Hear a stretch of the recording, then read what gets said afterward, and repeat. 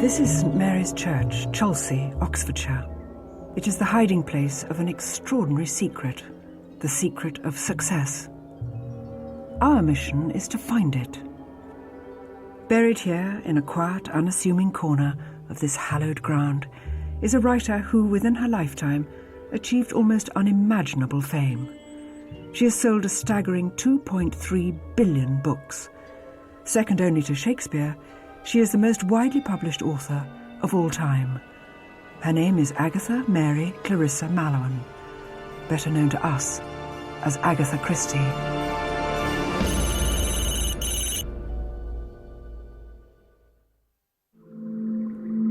The secret of Agatha's success is hidden, of course, not in the grave at all, but in her writing. It's a secret that stares us in the face every time we open one of her books. We just can't see it. So the search begins. A unique research unit has been gathered from several universities around England. Dr. Richard Forsyth, Research Fellow in Applied Linguistics at the University of Warwick. Dr. Pernilla Danielson, Academic Champion of Communications Technology at the University of Birmingham. And Dr. Marcus Dahl, Research Fellow at the School of Advanced Study, London University. They will use a specially designed system of linked high-speed computer programs. One of these programs is known as concordance, a 21st century version of an ancient code-breaking science.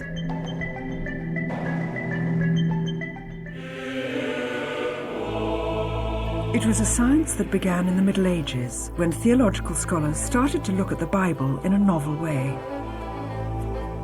They were hoping to achieve a greater understanding of the mysteries believed to be hidden in its passages, by looking for patterns, messages, codes, mortal techniques to help them read the Word of God.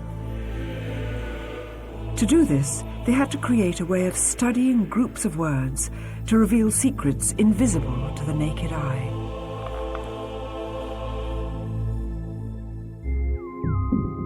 This invention was to become one of the most powerful computer systems in the world. It was used by Richard Forsyth in two extraordinary investigations. First, during the 1996 elections, when New Labour was on the brink of victory. A sharply critical, yet anonymous newspaper article appeared, threatening to dash Tony Blair's first chance of government. The author was mysteriously called Cassandra, but who was hiding behind the name? Dr. Forsyth raced against the clock. The evidence he uncovered put Ken Livingstone squarely in the frame, although he has yet to admit it.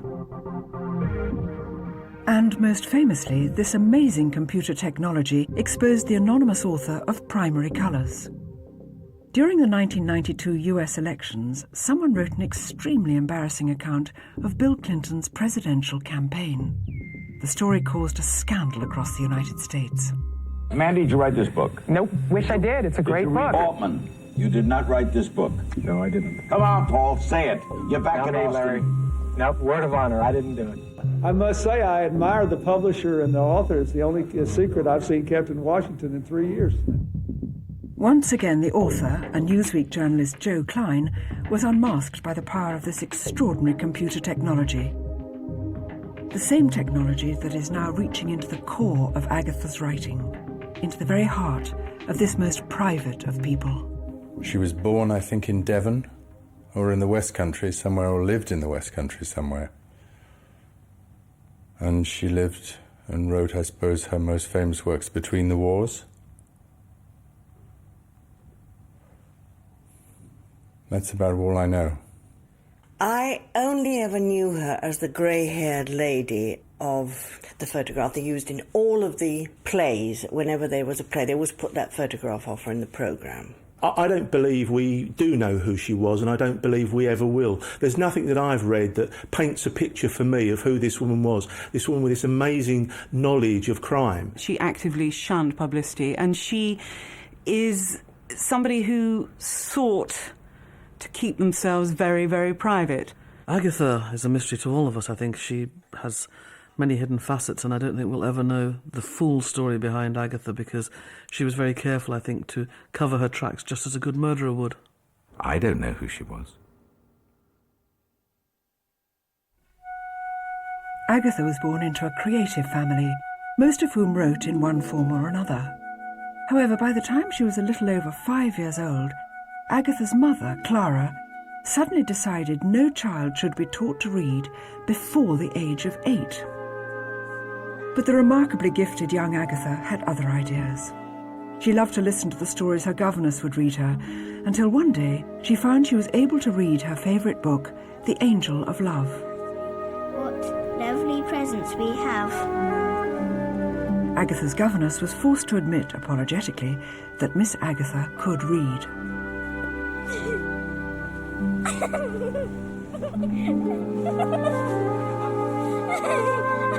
Agatha's father Frederick, whom she adored, decreed that if she could now read, she should learn to write. This she didn't enjoy nearly as much, finding it difficult to distinguish individual letters, having learned to read by the look of words. Her spelling was always of the hit-and-miss variety. For years, Agatha neither attended school nor had any official teachers at home. It seemed certain that from an early age, Agatha was already a special girl. She already showed signs of a remarkably individual intelligence.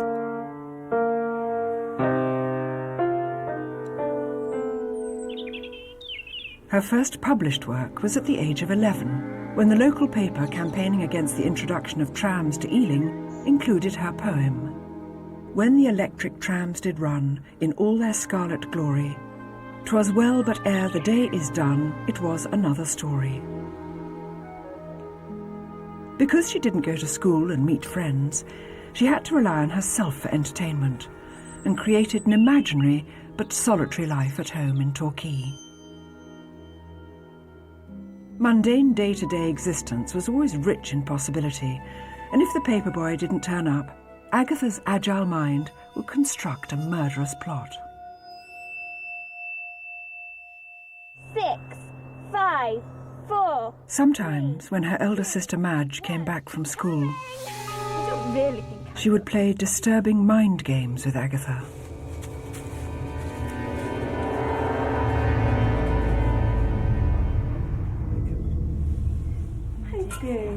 A precocious mind can turn in on itself and cause undue torment. There is a sad part, though, to the day. The fairy tale life of a big, rambling house, with its dark recesses, could also become a source of anxiety. Over and over, she suffered a recurring nightmare in which her family was threatened by a shadowy figure, a gunman, dressed in military uniform. Imagination and reality became blurred. In an instant, a happy family gathering could become an awful nightmare.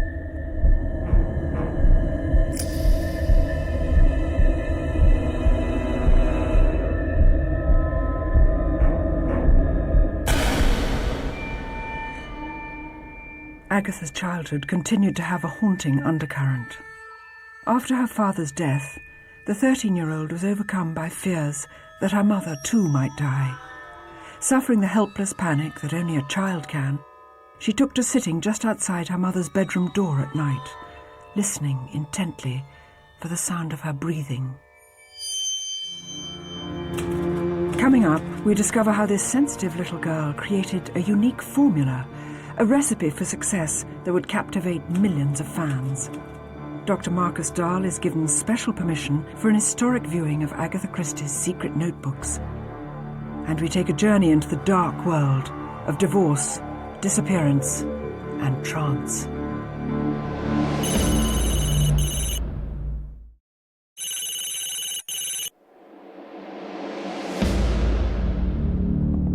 Agatha Christie is the most successful author of the 20th century.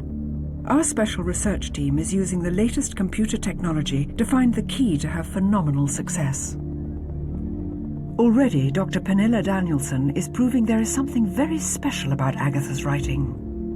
I'm looking here at my results from a comparison between Agatha Christie's books and Arthur Conan Doyle's books. And I'm trying to find clues to what makes her text special and different from his text. And here's a word, answered. In his books, people answered questions. Why don't they do that in Agatha Christie's? I mean, she doesn't have to use that word. She can use words like replies, responded, spoke, repeated, explained, anything like that. But does she? If we go in and search for it here, almost exclusively, she uses the word said. Said is a much more general verb than replied and responded. But she uses it all the time. We already know that she's not trying to be Shakespeare. She doesn't try to introduce new words, new phrases, middle-range English. That's fine with her. She uses this sort of everyday language, and she repeats it. So she's not challenging you with her vocabulary. You are free to focus on the plot. Agatha may never have written a detective story at all if her sister Madge hadn't bet against her. Agatha's sister Madge was ostensibly the better writer. She'd been published in Vanity Fair, and she later had a play on in the West End. I mean, she was a very gifted woman in her own right, and a more dominant personality than Agatha. According to Agatha's autobiography, they had a chat one day, and sort of, could you write a detective story? And they both sort of said, oh, I don't know, could you, you know. And Madge, her sister, sort of said, well, I bet you couldn't, you know, as sisters do. Guess who the murderer was? Agatha sort of agreed that she couldn't do it, but then she said the germ of the idea was in there.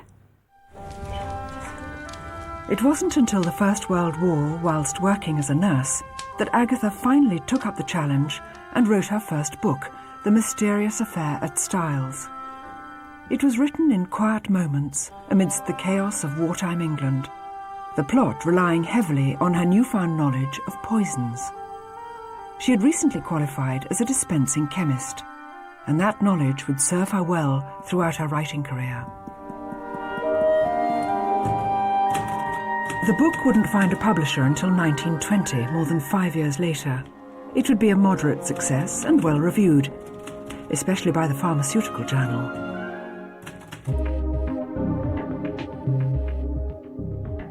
The remarkable thing is, at her first attempt, Agatha established a template that would last throughout her career. She got it absolutely right from the word go. Dr. Danielson is looking at a graph in which each dot represents an individual book, and each book has been analysed for word length, word frequency, and sentence structure.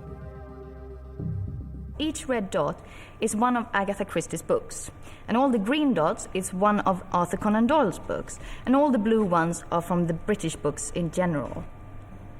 What's amazing with this is, even though I move this screen around, you will see that all of Agatha Christie's books, they end up very closely linked together. They've clustered in one spot. That means that her books are very similar in style. They use the same number of letters in a word, same number, on average of course, same number of words in a sentence on average. And that's consistent throughout her career. So it doesn't change much from the beginning till the end. And if you look at that compared to, for example, Arthur Conan Doyle's work here, he is spread out. There's something that is unique for her texts that are the same in all of her texts, almost as if there was a formula here. The computer indicates the most typical Agatha Christie mystery is evil under the sun. Its formula clearly illustrates the way she captivates her readers. British crime writer Val McDermid has been a fan since childhood. There are a few core elements that make up almost any Christie you can think of. For a start, there is a body, very early on, sometimes before the book opens, but there is a body. There is a closed group of suspects. There are only a certain limited number of people who can do this. It may be closed physically, because they're on an island or on a ship or on a train or something, or they may be closed socially because they're the only people who had access to the particular milieu of the murder. And then you have the detective, who can either be one of her series characters, Poirot, Miss Marple, or it may be someone that we're meeting for the first time who is caught up in this crime in one way or another. You have a series of red herrings and dust thrown in the reader's eye to make us think that we're getting somewhere, we know what's going on, we think we've got it. I wish you to consider very carefully a bathing cap, a bath, a bottle, a wristwatch, the diamond, the noonday gun, the breath of the sea, and the height of the cliff. From that, you should be able to solve it yourselves. And then finally, you have the denouement, where the detective gets everyone together and he goes through the red herrings and the clues and explains to us benighted readers why it is that only one person could have committed this crime, and here's the reason why, and here's the reason why all these other people are eliminated. I came to the conclusion that it was you, Madame Redfern. Me? And then you have solution, closure at the end. My God, you're a wonder, Poirot. I remember reading a description of when the first Poirot books came out, because they were her first books, of people actually reading them like this. They couldn't put them down. It wasn't because there was bloodthirsty or sex in there. There was the mind. It was like a Sudoku. How? And then they never get it right. Ex-Commander Roy Ram of New Scotland Yard believes Agatha's work can be of great benefit in actual crime fighting. I think one of the key elements that I really love about Agatha Christie's books is that she actually can teach the power of observation very keenly. One of the stories that I read recently was, a man falls in a wood, stumbles. Someone rushes towards him, helps him up, turns, there's blood on his hands, but there's no murder weapon. And all of a sudden people are leaping off and thinking, well, this is supernatural. Where the reality is that Agatha quickly says, well, actually the man stumbled on a root. The man that went to his assistance took the opportunity to stab him and withdrew the knife. If you think about it, it was the only thing that could have happened. And it was there right from the start, but she hid it cleverly by disguising it in the supernatural and the attitude of the other characters all the way through. Our team of investigators is leaving no stone unturned in its attempt to reveal the Agatha Christie Code. Every aspect of her fascinating story is another piece of the jigsaw puzzle. Suddenly, our investigators are given a wonderful opportunity. Dr. Marcus Dahl is invited by Agatha Christie's only grandchild to see Agatha's notebooks. These are the books she used to plan her novels. They have never been seen by the public. This truly is a first. But what will they reveal? One of the things I found most interesting when we were looking at the notebooks of Agatha Christie was the imprecision of it. It's not something you necessarily would think of when you think of Agatha Christie, the great crime fiction writer, the organised mind. You see shopping lists on the back of her notebooks, games, puzzles that she was obviously playing perhaps with her husband Max. I mean, you could see their initials and names.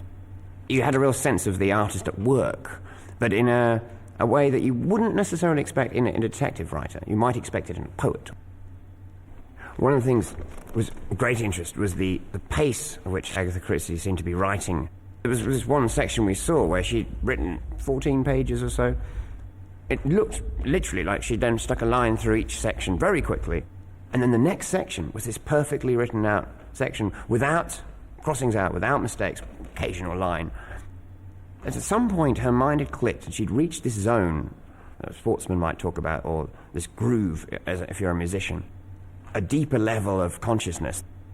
She's reached it and she's got it down, and then it's all there. And perhaps that's what something is happening to the reader, where because Agatha Christie's flow is so defined and so precise, perhaps, once it's resolved itself, then she's sucking the reader into this unconscious sort of trance. Agatha was able to write anywhere, anytime. Writing seemed to come easily to her. Success in her personal life, however, would prove much harder to find. Agatha was a very attractive girl. She had a lot of suitors, and she was engaged to this chap, Reggie Lucy, who was a self-effacing man and said, I'm going to go away, and if I come back and you still feel the same, we'll get married. He went away and she met Archie Christie, who was a dasher. They got married in the first winter of the war, Christmas Eve 1914, and I think the pressure of war and the heightened excitement of the time probably infected their relationship to an extent. 5 years into their marriage, Agatha's only daughter, Rosalind, was born. This was to be a complex, troubled yet deeply affectionate relationship. Agatha described her as a bright, beautiful, terrifying child. She wrote, "There is nothing more thrilling in this world, I think, than having a child that is yours and yet is mysteriously a stranger."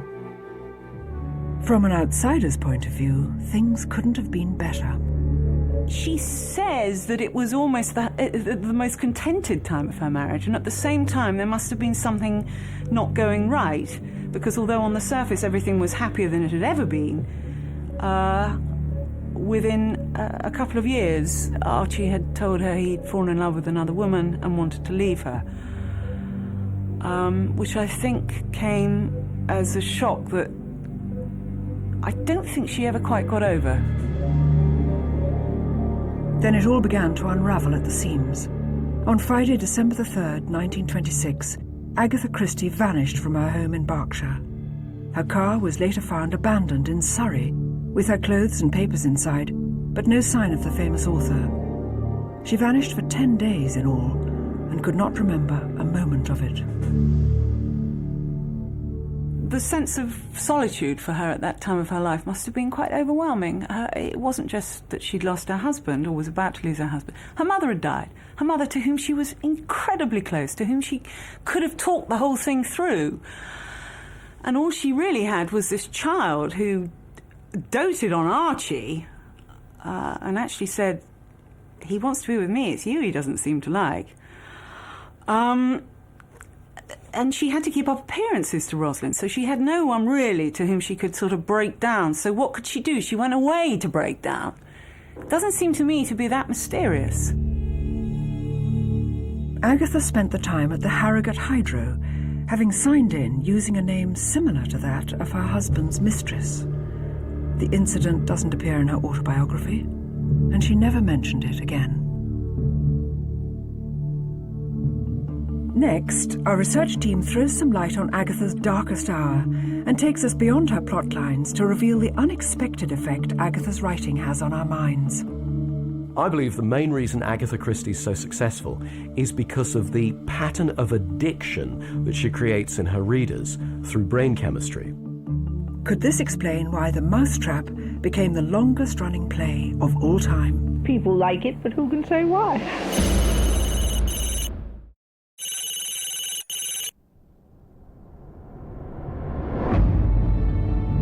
Following the breakdown of her marriage, Agatha Christie disappeared. The incident lasted 10 days, and afterwards she could not remember a moment of it. However, Dr. Danielson and Dr. Dahl believe 2 of her books tell a different story. Just before and just after her disappearance, Agatha wrote The Murder of Roger Ackroyd and The Mystery of the Blue Train. It seems that both books contain certain words that reveal her disturbed psychological state at the time. She's coming up with these strange words which seem oddly like they're an unconscious memory of her altered state of mind. These words: affected, lunatic, asylum, anxiety, curious, madness, identity, haunted, vague, premonition. And then there's a marvellous passage where it sounds like she's summing up what the doctors have said to her about perhaps her illusionary condition or something. And that the doctor immediately snorted with contempt. Brain fever? Brain fever? No such thing as brain fever, an invention of novelists. But don't you think this was a way for her to deal with what has happened? Because she never wrote about the disappearance anywhere, not in her autobiography or anywhere else. And like you were talking about before, that this creative state she was in, this flow, this trance-like state, perhaps her disappearance was just that she got into a much deeper version of that, and afterwards she couldn't remember anything. Darian Leader is one of Britain's most celebrated psychologists. He has his own opinion about Agatha's memory loss. It's sometimes said that in those 2 weeks Agatha Christie was suffering from an amnesia, but it seems that there's very little evidence that it was amnesia. She didn't approach anyone to try and find out something about her identity, as amnesiacs often do, she didn't approach a policeman or someone in uniform. It's something that happens commonly in amnesia, the kind of behaviour you might expect from an amnesiac patient. On the contrary, it seems much more probable that she was in a trance-like state.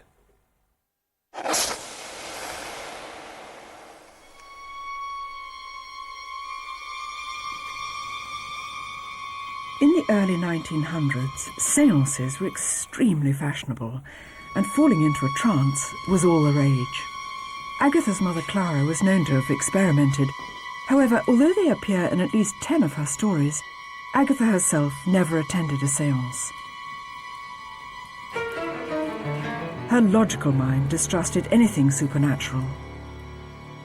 And apart from that, the role of the medium often attracted money-seeking fakes and confidence tricksters who hoodwinked vulnerable clients using cheap theatrical tricks and amateur dramatics.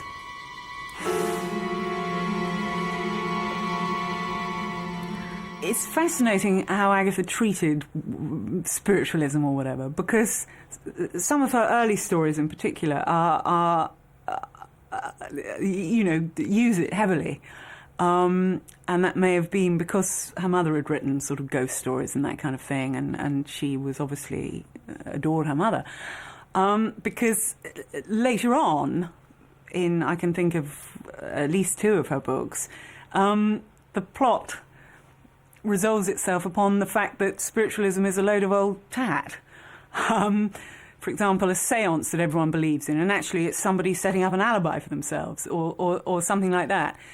But at the same time, she is this odd mix of pragmatism, understanding, love of the ordinary, grasp of the ordinary, all the things we can relate to, and yet this other, definitely more mystical side. So, although the occult appears in her writing, it's unlikely to explain her success. For that, we must turn to the computer analysis of the words she wrote. In addition to 80 crime novels, Agatha penned at least 50 plays, including one very special one.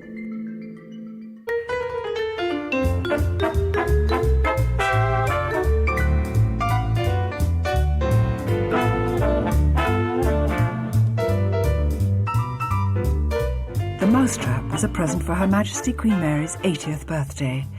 It quickly broke all British box office records, and in 1962 celebrated an unprecedented 10-year run. People like it, but who can say why? How many years would you give The Mousetrap yet? I wouldn't like to prophesy. I always said it's coming off next year for years, but it never has. And it looks very much like it never will. It's now in its 53rd year and still going strong. But there's a new show in town. And Then There Were None is a classic Agatha Christie murder mystery with a twist. Classic because it's set in a confined space, in a hotel on a small island, plenty of red herrings, and anyone could have done it. The twist is, there is no detective to solve this seemingly impossible puzzle. 10 people, unknown to each other, are invited to a house party. Would you care to dance, Miss Claythorne? I'd be delighted, Mr. Marston. The host doesn't show, but his evil intentions quickly become clear. Ladies and gentlemen, sit down. May I have your attention? It's the record! Your attention, please. What the devil? I accuse you, Edward George Armstrong, on March the 14th, 1925, of causing the death of Louisa Mary Cleves. What? I said! Rogers, take it off! No, leave it. I accuse you, Vera Elizabeth Claythorne, on August the 11th, 1935, of killing Cyril Hamilton. Outrageous! Quite outrageous! Emily. If we were able to look 53 years into the future, would we be looking at another mousetrap? Has Agatha done it again? Is there a formula that we buy into time after time? Her critics often accuse Christie of writing the same book 80 times. In fact, I think they couldn't be further from the truth. It's hard to look at Christie now, given all that we know subsequently, or that we've read subsequently. But actually, her books were remarkably innovative. She twisted the basic plot of the detective novel, the basic formula, if you like, the basic conventions, into all sorts of shapes. I don't want to give anything away to people who haven't read the books, but The Murder of Roger Ackroyd, The Murder on the Orient Express, these are things that had never been done before and have been imitated since. She took this basic idea that you have a crime and a detective and a solution and lots of confusion along the way, and gave it lots of different shapes. No one in Christie is safe from suspicion. It can be the character that you're most liking that you suddenly discover is the killer. Sometimes, no, it's not the character you like most. Sometimes it's a character who has very good reason for you to dislike them. People often say about Christie, oh, it's always the least likely person. Well, it's not always the least likely person. Sometimes it's the most likely person, after you've gone all round the houses of the least likely people. But at the end of the day, what she does is make every story, I think, different. Television hypnotist Paul McKenna sees Agatha's work in a different light. Agatha Christie is a formulaic writer. Even though all the stories are different, the template is always the same. And human beings like that. We like the consistent and the familiar. In research studies, when people are asked about what they most fear, the unknown always rates very highly. That's why, say, with an Agatha Christie story, there is a bit of uncertainty at the beginning in that we don't know who committed the crime, but you always know by the end who did it. And that we can rely on, and that's part of the appeal. James Bond is pretty much the same story each time. The characters change a bit, but it's always the baddie who wants to take over the world who, Bond defeats in the end. And so when people criticise Agatha Christie by saying, oh, but all the stories are the same, that's the genius of it. So Agatha's appeal seems to be her ability to write non-formulaic formulas, a difficult and confusing concept for us to grasp. But somehow Agatha managed it time and time again. After the divorce from Archie, Agatha made the transition to full-time writer. Not only was it a financial necessity, it was a way of moving forward with her life.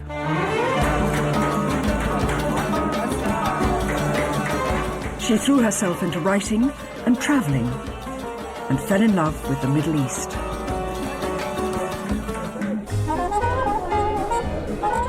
On a trip to Baghdad to take part in an excavation, she met Max Mallowan, a brilliant and, to her, a very exciting young archaeologist. Agatha's family was very suspicious of his motives, and she was reluctant to accept his offers of marriage.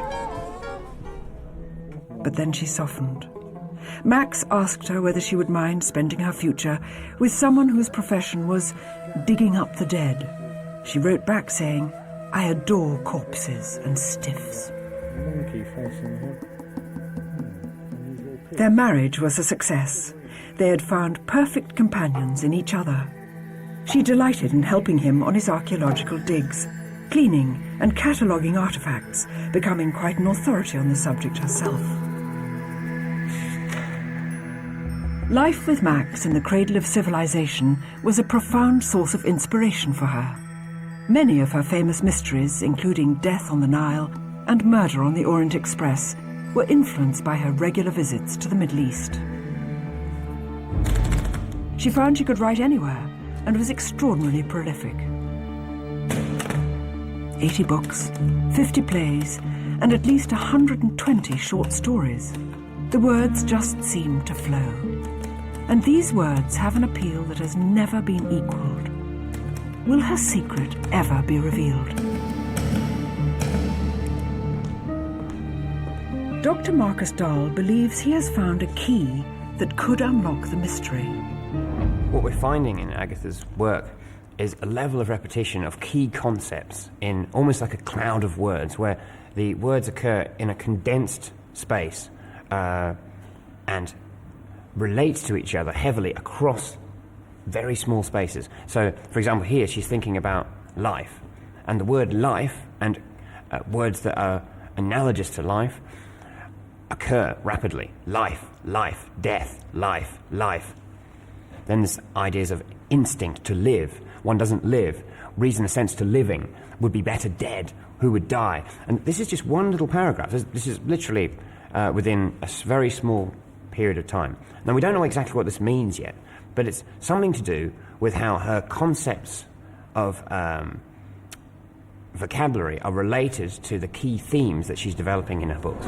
Neurolinguistic programming is how language affects the mind. David Shepherd is an expert in the new science of language, neuro-linguistic programming. He spent a lifetime studying the way words can have an effect on the way we think and feel. The research showed that Agatha actually repeats words at least 3 times in a particular paragraph. In NLP, that's something that we call a meta-program, and it's particularly one of the meta-programs that enables us to become convinced about something. So in this particular paragraph here, we have the words remembrance, remember, remember. That fills our convincer, so that we're absolutely convinced in that paragraph that it's about remembering things. That means that Agatha is moment by moment controlling the mind of the reader. They know what that paragraph's about. It's about remembering, and they can now move on to the next paragraph, knowing full well that they know what the previous paragraph was about. One of the interesting things we're finding here is how Agatha introduces quite complex ideas with a rapidity that you might expect would put off readers looking at her works. For example, in Then There Were None, 10 characters are introduced in great rapidity with these contradictory character traits, which is a complex thing to take on board as a reader. And in fact, perhaps that's one of the things that makes her challenging at first, and yet actually oddly compelling. A person's conscious mind has very limited focus. It can only concentrate on somewhere between 5 and 9 things at any particular point in time. Once we go over 9 things, the conscious mind can't track that, and literally the person goes into a hypnotic trance. The way that Agatha Christie uses this in her books is she writes novels with more than 9 characters, with more than 9 plot lines taking place at any particular point in time. The reader's conscious mind can't track that. It becomes overloaded, and the reader literally goes into a trance. Now you're experiencing the book. Now you're feeling the book, not just thinking about it. You lose yourself. This is when you think you've read for 10 minutes, you look at your watch and discover you've been reading for an hour. You're on your way home reading the book on the train, the bus, the tube, and you missed your stop. Also, because feelings are infinitely more memorable than thoughts, what people do is they associate the feelings with Agatha Christie's name and also with her novels. The next Agatha Christie book comes out, people want the feeling again. They have to go buy the book, they have to read it, and they have to finish it. Suddenly, it looked like the investigation was on the right track, and the next revelation would reach far beyond anyone's expectations. It's just another example of what makes her an exquisite hypnotist.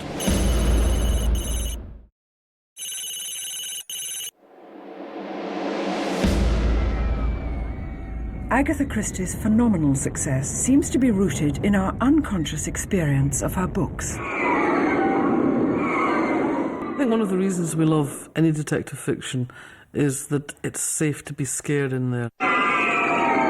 And we love to be scared safely. Adrenaline is a fantastic drug. It's legal, it's free, and we can turn it on almost at will. It's the fight or flight thing. It's the same way that we go on a roller coaster and scream our heads off because we're absolutely terrified, and then we come off and we join the queue to go on it again because it was so fantastic to be that scared, but it's scared in a safe place.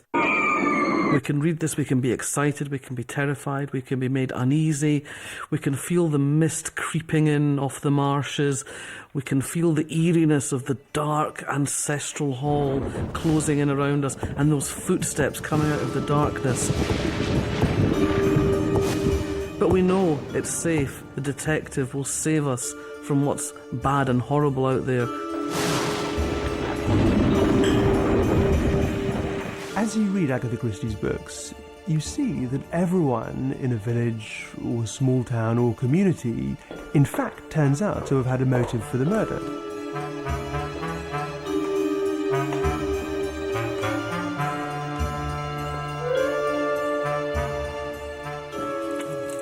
And then you take games like Cluedo, where you're trying to work out who the murderer is.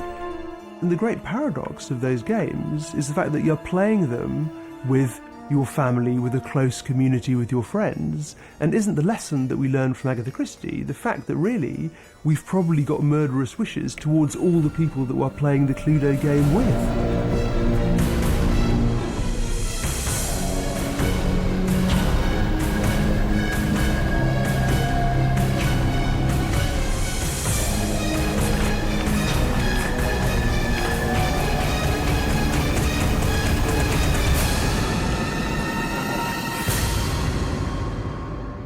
Of course, the one major difference with Cluedo and reading a Christie is that you don't have the responsibility when you're reading the book to figure it out. You can rest yourself in the hands of Miss Marple or Poirot, but with Cluedo, you actually have to go out there on the high wire and be Miss Marple or Poirot. You have to take the risks, you have to make the decisions, you eliminate suspects, you eliminate possible weapons, you eliminate locations. You have to make the choice at the end.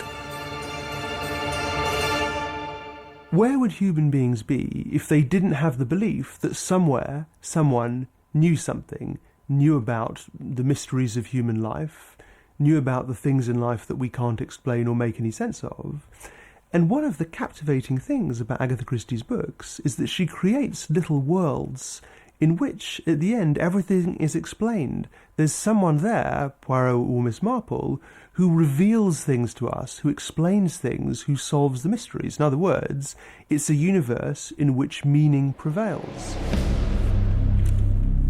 Dr. Dahl has discovered an ingenious device in Agatha's writing. It seems to confirm Val McDermid's adrenaline theory. We're very excited what we're finding about how Agatha is controlling the speed at which we read her books.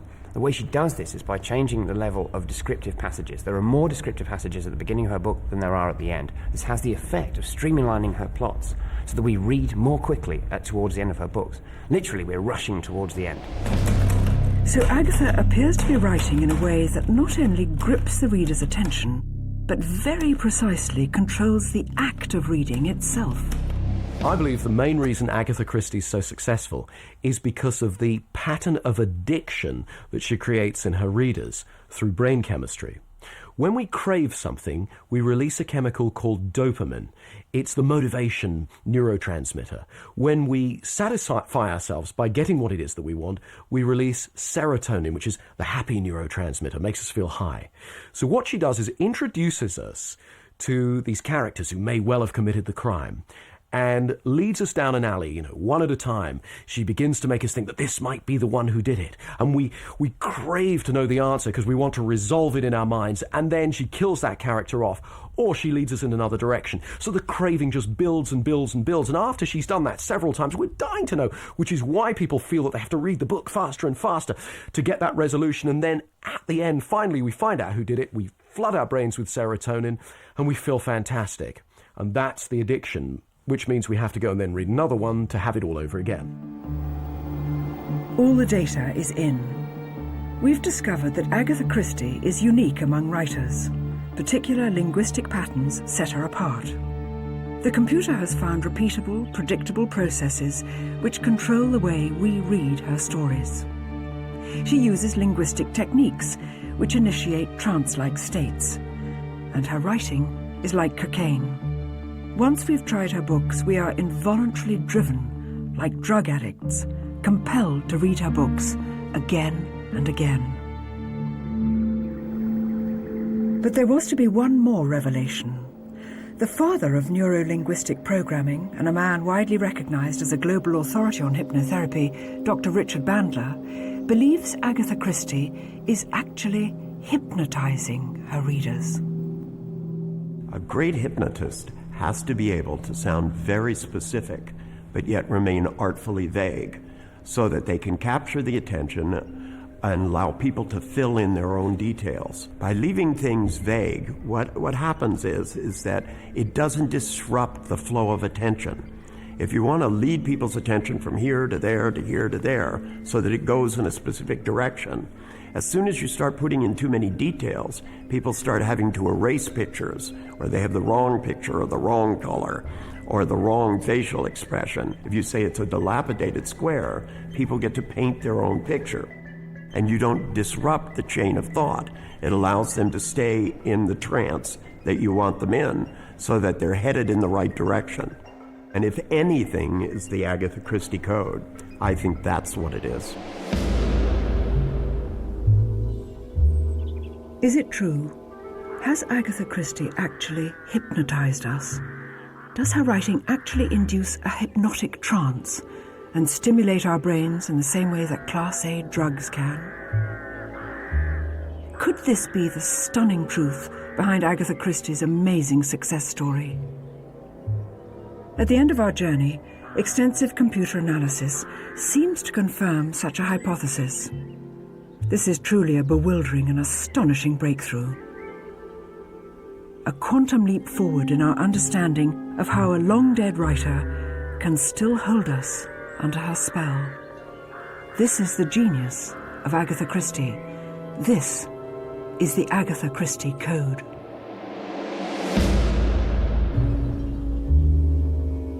So that's the theory. Let's put it into practice by kicking off a week of Agatha Christie murder mysteries next. Peter Ustinov stars as Hercule Poirot alongside Faye Dunaway in a tale of high society murder and deception. 13 at dinner in a few minutes here on ITV1.